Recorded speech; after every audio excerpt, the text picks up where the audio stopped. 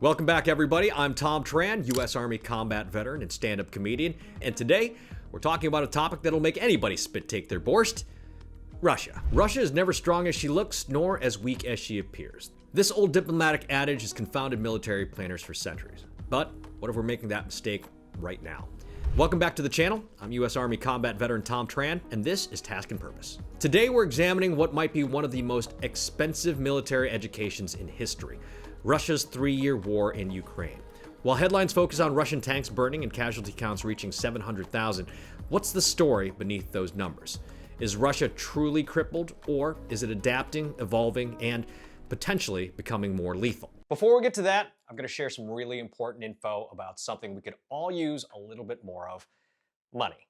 Whether it's filling up the tank, groceries, or the weekly restaurant outings, money always seems to be coming in and going out way too fast.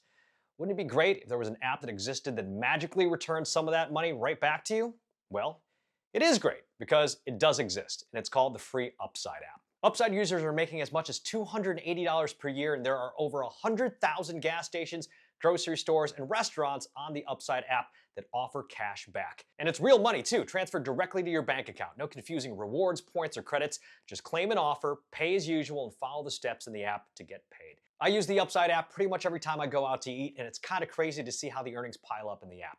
It couldn't be easier. Just click on the link in the description and download the Upside app to start earning an average of 8% on groceries and restaurants, plus up to 25 cents a gallon in gas. And make sure you use the code Task and Purpose to get an extra 25 cents back for every gallon on your first tank of gas.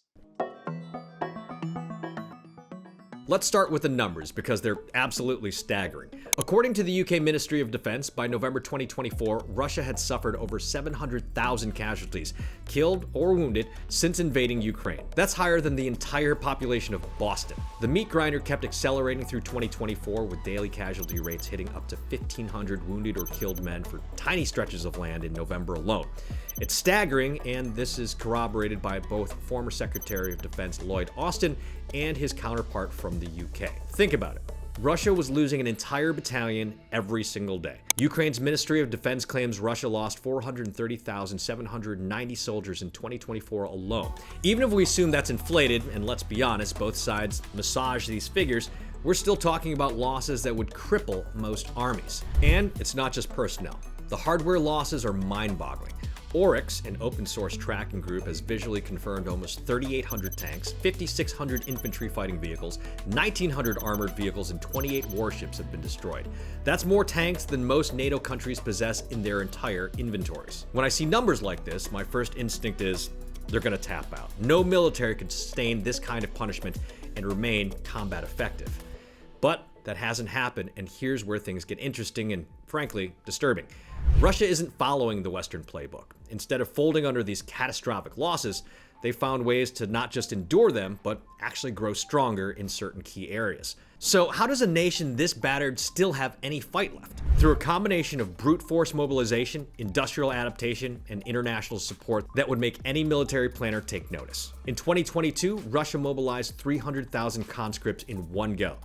They didn't stop there. Their ongoing Time of Heroes recruitment campaign continues to funnel warm bodies to the front. Unlike Western armies that rely on an all-volunteer force, which poses challenges to recruitment due to higher academic and physical fitness standards, as well as having to compete with better-paying private sector jobs, Russia can just manifest countless troops, usually by drafting its citizens, conscripting prisoners, and pressing ethnic minorities from remote regions into service. This any warm body will do approach creates a lower quality force compared to professional volunteer military, but it gives Russia something Western planners didn't expect: the ability to endure and withstand a war of attrition. According to the Center for Strategic and International Studies, Russia's military is almost completely reconstituted to pre-war levels. Think about that. After 3 years of the bloodiest conventional warfare since World War II, Russia has managed to rebuild its military to roughly the same size as before the invasion.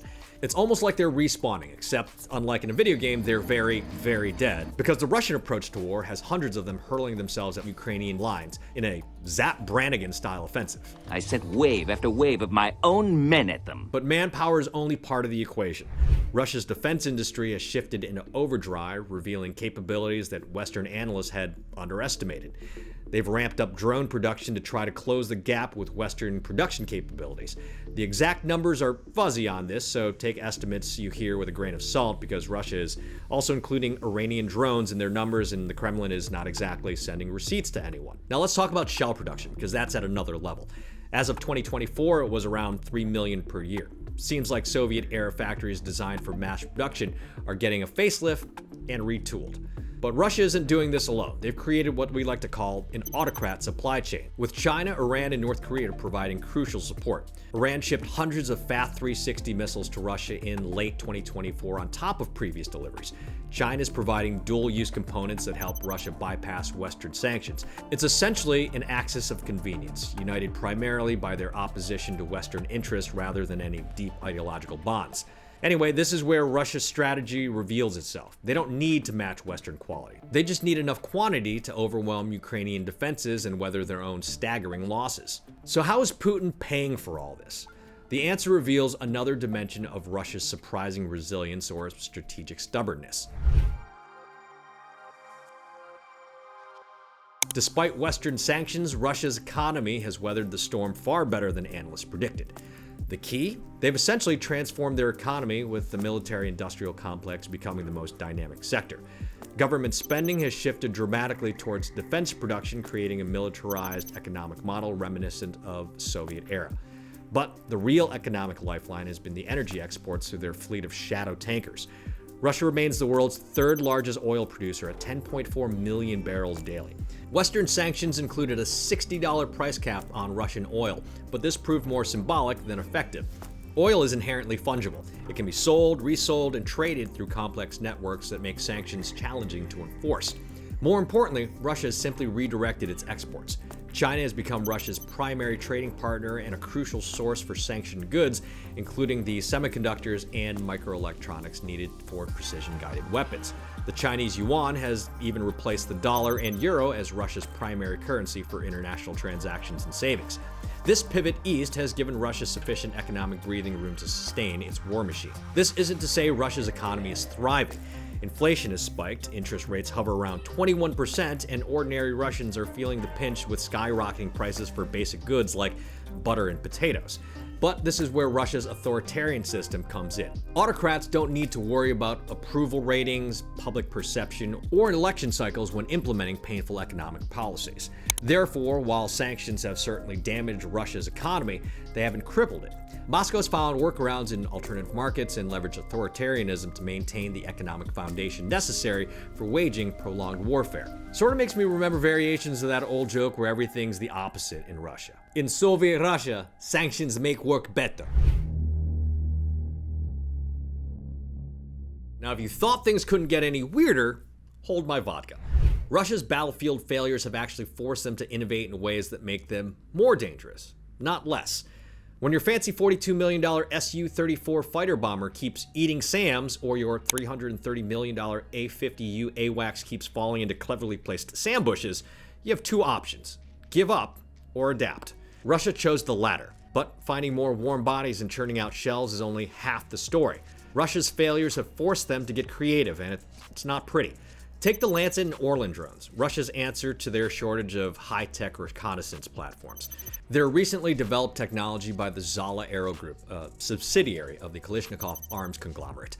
These aren't Predators or Reapers. They're cheap, nasty, and swarm like flies in an MRE wrapper, but when you're mass producing them, you don't need each one to be perfect, you just need enough of them to saturate enemy defenses and get the job done.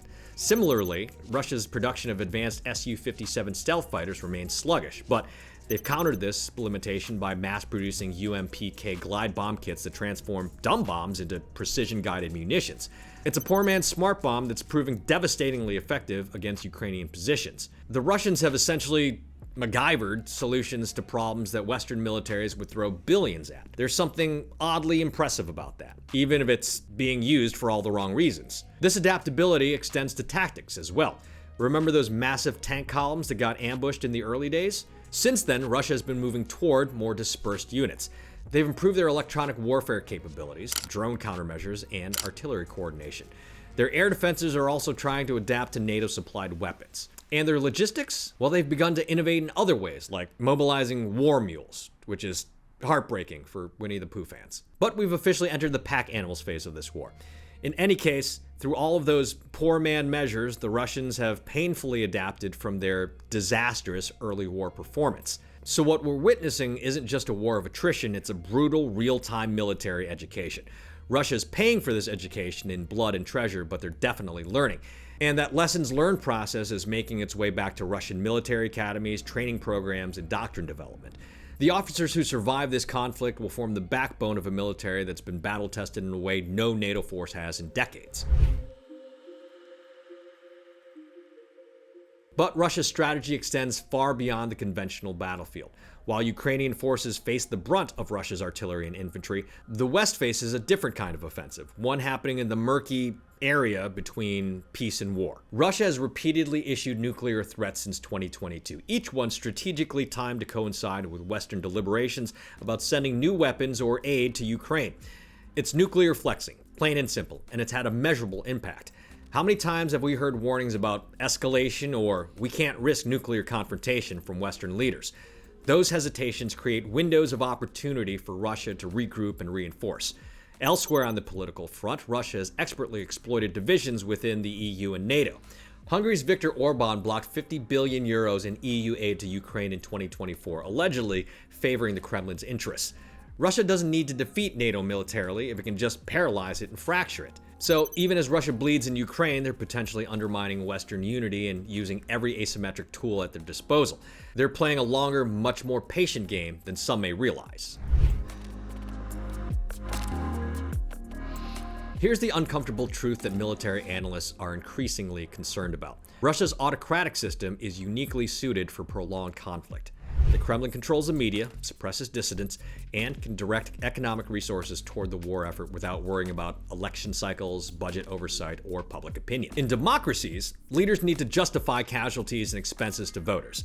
In Russia, the government simply declares as the loss state secrets and arrests anyone who questions the official narrative. Russian families don't get detailed casualty notifications. Many just get a message saying their son is missing, has left service, or via obituaries published by local authorities, schools, or funeral announcements. It's the classic tortoise and hare scenario, except this tortoise has nuclear weapons and it looks like it's perfectly willing to sacrifice countless lives to win the race. Western democracies sprint with initial enthusiasm, but their attention spans and tolerances for sustained hardship have limits that autocracies don't face, because democracies are ultimately accountable to their citizens. Autocrats answer only to themselves. And Russia knows this. They've studied Western behavior patterns from Afghanistan to Iraq to Libya. They understand that Western support typically follows a predictable arc. Initial moral outrage, strong support, followed by gradual wariness, budget concerns, and eventually disengagement. Therefore, Putin doesn't need to win quickly. He just needs to outlast Western patience. So what do you think? Do the signs suggest he might be succeeding? And where does that leave us? Russia is indeed bruised and battered. They've paid an enormous price for Putin's imperial ambitions. Some would say they're bruised but far from beaten. And in some ways, they're more dangerous now than before the war began. They've adapted their tactics, increased production, strengthened their relationship with old allies, and maintained domestic control despite catastrophic losses. Their military has been bloodied in combat and learned painful but valuable lessons that will inform their doctrine for decades. When this war eventually ends, whether through negotiation, exhaustion, or some other path, if Russia's economy doesn't crash before or after the war, as many predict, NATO will likely face a Russia that's battle-hardened, numerically reconstituted, and carrying a massive grudge. The question isn't whether Russia will remain a threat, but what kind of threat they'll become. This should change the way Western planners think about the post-Ukraine security landscape. Russia may not emerge from this conflict as a spent force ready to rejoin the community of nations as a responsible actor. Historians in an alternate future may call this part of our history pulling a Putin, where an aggressor who almost lost it all emerges as a more capable, more paranoid, and more hostile power, one that's proven willing to accept staggering casualties to achieve its objectives. At the onset of the war, particularly during the first 2 years, the West appeared to be operating on the assumption that Russia was being ground down into irrelevance. But the evidence suggests that might not be the case. Russia may not be collapsing, instead, it may be adapting, evolving, and reloading for the next round. So what do you think? Is the West preparing adequately for a post-Ukraine war Russia? Or are we making the same mistake we made after the Cold War, believing that Russia would become a normal country playing by normal rules? Let me know in the comments below. If you found this analysis valuable, hit that like button and subscribe for more military analysis that cuts through the noise.